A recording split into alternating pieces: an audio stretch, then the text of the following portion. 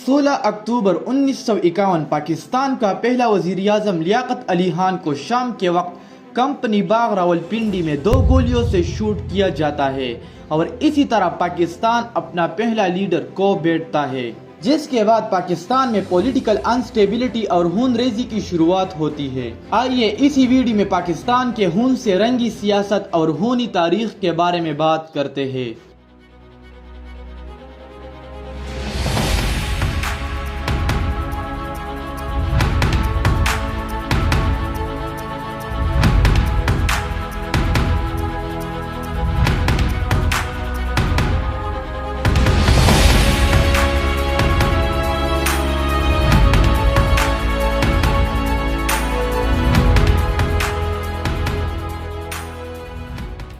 वैसे पाकिस्तान की इस खूनी तारीख की शुरुआत 1951 से लियाकत अली खान से शुरू होती है, लेकिन कुछ कंस्पिरेसी थ्योरी ये सजेस्ट करती है कि पाकिस्तान का पहला कत्ल तो पाकिस्तान के बानी कायद आज़म से शुरू हुआ था। कहा जाता है कि कायद आज़म को बहुत चालाक तरीके से कत्ल करवाया था। ये हादसा तो 1948 में पेश आया था, लेकिन कुछ जरूरी जानने के लिए 1948 से थोड़ा पीछे 1930 में चलते हैं। ये वो साल था जब कायद आज़म को टीबी यानी ट्यूबरक्लोसिस की बीमारी लगती है, जो कि उस टाइम ये बीमारी काफी खतरनाक समझी जाती थी। जब कायद को इस बात का पता चला तो उन्होंने ये बात मुखालिफिन, अवाम और इवन उसके साथ जो मुस्लिम लीग लीडर्स थे उनसे भी ये बात छुपाई, क्योंकि अगर किसी को इस बात का पता चलता तो मुखालिफिन कभी भी पाकिस्तान को बनने नहीं देते। इन सब के बावजूद कायद पाकिस्तान के लिए बिना रुके मेहनत कर रहा था और इसी तरह पाकिस्तान 1947 में टॉप सीक्रेट बेस पर बना।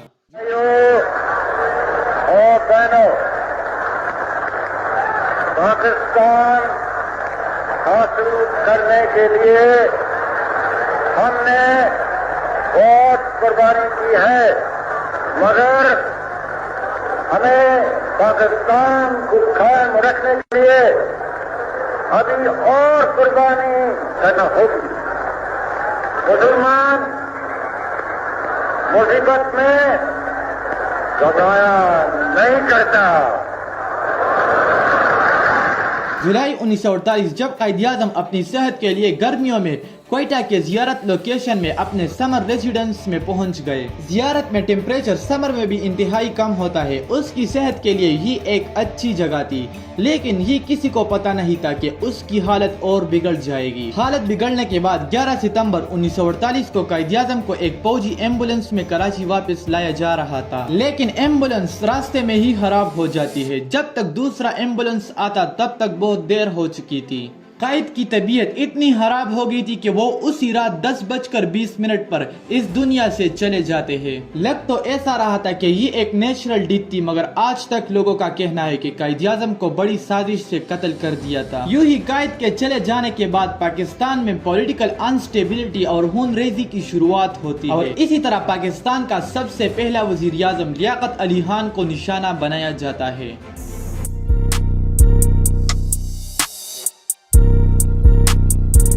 अक्टूबर 1951 शाम के 4 बजे जब लियाकत अली खान को रावलपिंडी में कंपनी बाग में लाख से ज्यादा लोग सुनने के लिए आए थे, लेकिन किसी को पता नहीं था कि इन लाखों लोगों में एक शख्स गन लेके तैयार बैठा था। जैसे ही लियाकत अली खान अपनी स्पीच की शुरुआत करता है और कहता है, भाइयों और बहनों, इस पल के फौरन बाद 2 गोलियां लियाकत अली खान के सीने पर चलती है। गोलियां जिस शख्स की तरफ से आती है उसका नाम सैयद अकबर था, जो कि एक अफगानी था और पश्तून ट्राइब से ताल्लुक रखता था। इसको फौरन पुलिस गिरफ्तार करता है। अब सैयद अकबर ही वो वाहिद शख्स था जो इस गेम के पीछे मास्टरमाइंड का नाम बताता, लेकिन पुलिस उसी वक्त सैयद अकबर को शूट करता है और उसे मार देता है। पुलिस का कहना था कि हमें अफरा तफरी की वजह से उसको मारना पड़ा। पूरी तौर पर लियाकत अली खान को नजदीकी फौजी अस्पताल में ले जाया गया, लेकिन अस्पताल पहुँचते ही वो चंद मिनटों में दम तोड़ गया।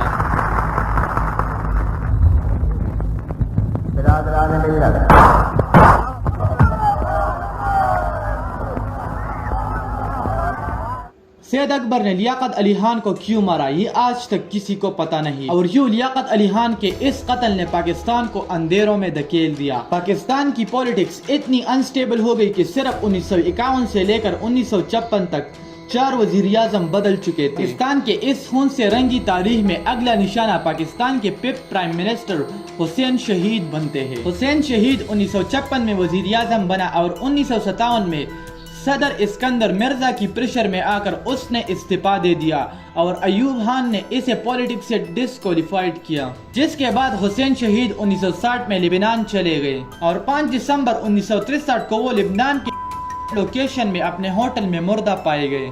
موت کی وجہ تو ہارٹ اٹیک بتایا جاتا ہے، لیکن یہ کہا جاتا ہے کہ اسے ڈکٹیٹر ایوب خان کی حکم سے مارا گیا، اور یہی کہنا اس کی بیگم کا بھی تھا کہ حسین شہید کی موت ہارٹ اٹیک سے نہیں بلکہ انہیں مروایا گیا تھا۔ اس وقت پاکستان کی حالت انتہائی خراب ہو چکی تھی۔ ایوب خان پوری طاقت سے پاکستان میں پیر جما چکا تھا، تب پاکستان کو بچانے والا کوئی نظر نہیں آ رہا تھا سوائے فاطمہ جناح کے۔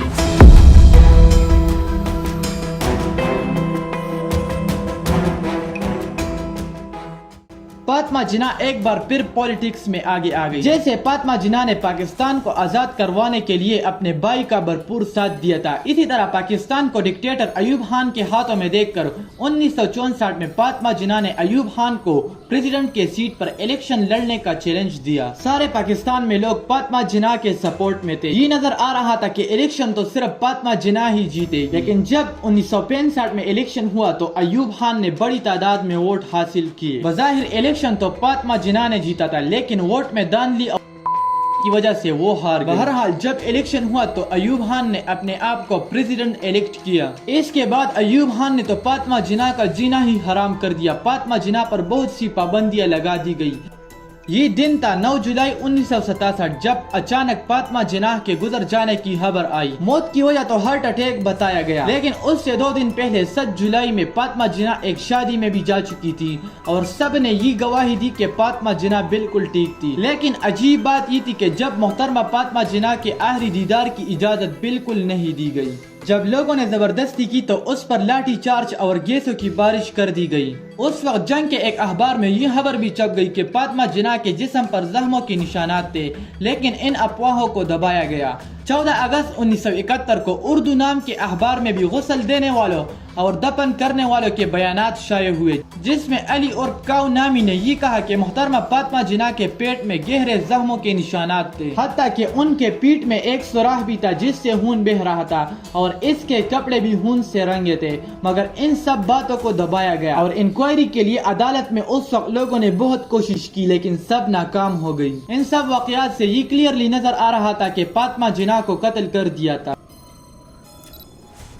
پاکستان کا اگلا سب سے بڑا سیاسی قتل ذوالفقار علی بھٹو کا تھا۔ عوامی شخص ہوں اور عوام کے ساتھ رہوں گا، کوئی بنیادی قدم میں کبھی آگے نہیں بڑھوں گا غریبوں کی اجازت کے بغیر، غریبوں کے مہربانی کے بغیر اور غریبوں کے تعاون کے بغیر۔ میں تمہیں اللہ تعالیٰ کے حاضر ناظر کر کے گواہ دیتا ہوں کہ مجھے اقتدار کا ہوس نہیں تھا، میں نے اقتدار کی کرسی کو پہلے ٹھوک کے تاج کر میں باہر پھینک کے رکھا تھا۔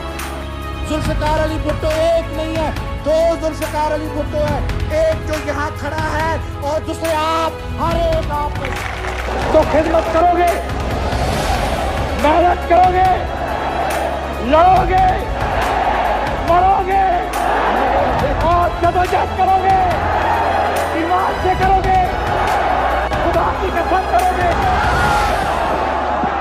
ذوالفقار علی بھٹو پاکستان کے 9th پرائم منسٹر 1973 میں سلیکٹ ہوئے۔ ذوالفقار علی بھٹو اپنے ڈیوریشن میں اپوزیشن کا بھی سامنا کرتا ہے۔ اپوزیشن والے دوبارہ الیکشن چاہتے تھے اور ذوالفقار علی بھٹو اس پر راضی نہ تھا، جس کے نتیجے میں 5 جولائی 1977 کو جنرل محمد ضیاء الحق کے تھرو پورے ملک میں مارشل لا امپوزڈ کیا جاتا ہے اور بھٹو کی حکومت ختم کرتا ہے اور اس کو 1 مہینے کے لیے حراست میں لے لیتا ہے۔ ضیاء الحق عوام سے وعدہ کرتا ہے کہ وہ الیکشن دوبارہ 90 دنوں میں کروائے گا، لیکن وہ بار بار اس ڈیٹ کو ملتوی کر رہا تھا۔ جب بھٹو کو رہا کیا گیا تو اس نے پورے ملک کا دورہ کیا اور لوگوں سے خطاب کیا۔ بھٹو کو ہر جگہ سننے کے لیے بہت لوگ آتے تھے، یعنی ان کے پاس عوام کی طاقت بہت زیادہ تھی۔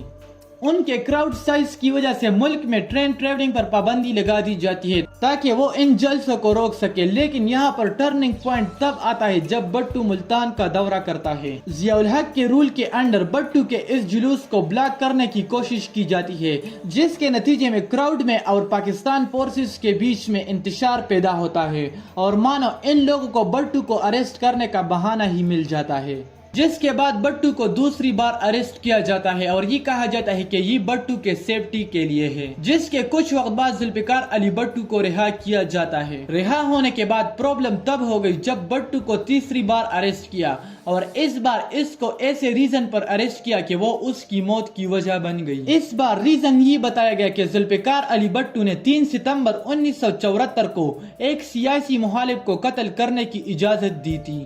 اس شخص کا نام تھا احمد رضا قصوری۔ اسی طرح یہ کیسز عدالتوں میں چلتا رہا اور نتیجہ یہ نکلا کہ آخرکار 18 مارچ 1979 کو بٹو کو پھانسی سنائی جاتی ہے اور بٹو کے آخری الفاظ کچھ یوں تھے جسے وہ اپنے ہاتھ میں اپنے بیٹی بینظیر بٹو کو لکھتے ہیں: I didn't kill that man. My God is aware of it. I am a Muslim. A Muslim fate is in the hands of God. I can face him with a and tell him that I rebuilt his Islamic State of nation from ashes to a respectable nation. I am not afraid of death.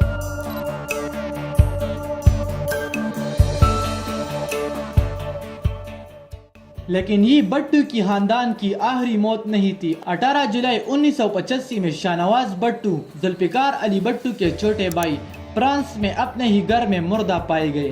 Shah Nawaz بٹو صرف 26 سال کی عمر میں چلا گیا۔ یہ موت exact کیسے ہوئی یہ آج تک کسی کو پتہ نہیں چلا، لیکن بٹو خاندان آج بھی کہتا ہے کہ شاہ نواز بٹو کو زہر دیا گیا تھا اور سسپیکٹ اس کی اپنی ہی بیوی ریحانہ تھی۔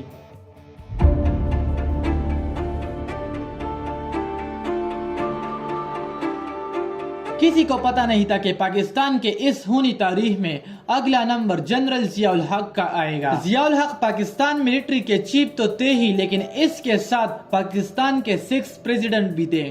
11 سال پاکستان پر رول کرنے کے بعد ضیاء الحق اپنے ہی حکومت میں 17 اگست 1988 کو C-130 پلین میں گر کر تباہ ہو جاتا ہے۔ اس پلین میں بہت بڑے شخصیات مارے گئے، 17 پیسنجر اور 13 کریو ممبر اس میں بیٹھے تھے۔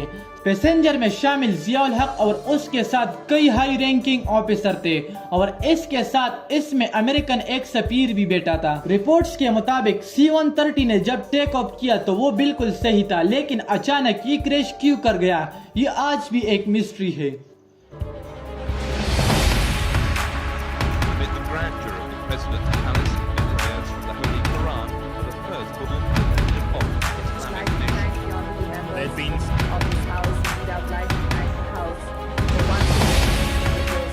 پاکستان کا اگلا سب سے بڑا سیاسی قتل بینظیر بٹو کا تھا۔ آپ کو بتاتا چلوں کہ بینظیر بٹو وہ واحد عورت تھی جو پاکستان کی وزیر اعظم بنی، صرف ایک بار نہیں بلکہ 2 بار۔ بینظیر بٹو کے والد ذوالفقار علی بٹو کو جب پھانسی دی گئی تو اس کے بعد بینظیر بٹو پاکستان کے پولیٹکس میں قدم رکھتی ہے۔ بینظیر بٹو کے مخالف تو بہت تھے، لیکن اس کو ہرانا اتنا آسان بھی نہیں تھا۔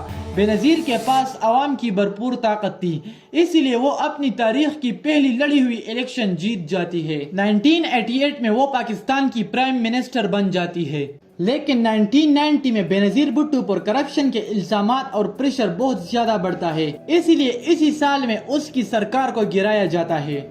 1993 میں دوبارہ الیکشن کیے جاتے ہیں اور پھر بینظیر بٹو الیکشن جیت جاتی ہے اور پاکستان کی پرائم منسٹر بنتی ہے۔ 3 سال پاکستان پر حکومت کرنے کے بعد ایک دن ایسا آتا ہے کہ سب کچھ بدل جاتا ہے، جب مرتضی بٹو کو اپنی بہن کی حکومت میں قتل کر دیا جاتا ہے۔ 20 ستمبر 1996 میں رات کو کراچی میں مرتضی بٹو جب اپنے سپورٹر کے ساتھ اور اپنے ٹیم کے ساتھ گھر آ رہا تھا تو اسے اپنے گھر کے نزدیک پولیس کے تھرو روک دیا جاتا ہے۔ رپورٹس کے مطابق مرتضی بٹو کے گارڈز اور پولیس میں جھگڑا پیدا ہوتا ہے، جس کے نتیجے میں دونوں طرف سے گولیاں چلتی ہے اور اس میں پولیس کی گولیاں مرتضی بٹو کو لگتی ہے اور وہ اسی سے مر جاتا ہے۔ یہ قتل غلطی سے ہوئی یا یہ ایک سازش تھی یہ آج تک معلوم نہیں۔ اس کے بعد بینظیر بٹو کی سرکار پھر سے گرائی جاتی ہے۔ اپنے خاندان کے کئی لوگوں کو بینظیر بٹو اب کھو چکی تھی۔ اور وہ پاکستان میں اتنا پریشر اور مصیبتیں جھیلتی ہے کہ وہ آخرکار 1999 میں پاکستان سے دبئی اور لندن رہنے کے لیے چلی جاتی ہے۔ جب مشرف کا دور ختم ہو جاتا ہے تو 2008 میں الیکشن کنڈکٹ ہونے کی تاریخ رکھی جاتی ہے، تو اسی الیکشن کے لیے پھر بے نظیر بھٹو 2007 میں پاکستان واپس آتی ہے اور پھر ہوتا ہے سب سے بڑا سیاسی قتل۔ 18 اکتوبر 2007 میں بے نظیر بھٹو کو ویلکم کرنے کے لیے بہت سے لوگ آئے تھے، تو پہلے ہی دن میں ایک بڑا دھماکہ ہوتا ہے جس میں بے نظیر بھٹو تو بچ جاتی ہے لیکن 150 سے زیادہ لوگ ہلاک ہو جاتے ہیں۔ صرف 2 مہینے بعد 27 دسمبر 2007 کو لیاقت باغ میں جب بے نظیر بھٹو جلسہ چلا رہی تھی تو اسی جلسے میں بے نظیر بھٹو پر گولیوں کی فائرنگ ہوتی ہے اور اس کے بعد فوراً ایک بڑا دھماکہ ہو جاتا ہے جس میں بے نظیر بھٹو اپنا دم توڑ دیتی ہے۔ اس کے بعد ملک میں بڑے بڑے پروٹیسٹ دیکھنے کو ملتے ہیں اور پاکستان کی سچویشن انتہائی خراب ہو جاتی ہے۔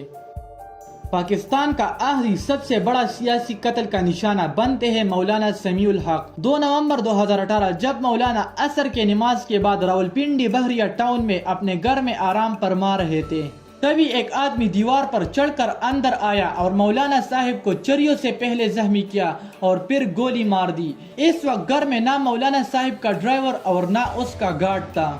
اس قتل کے پیچھے کون تھا یہ آج تک کسی کو پتہ نہیں۔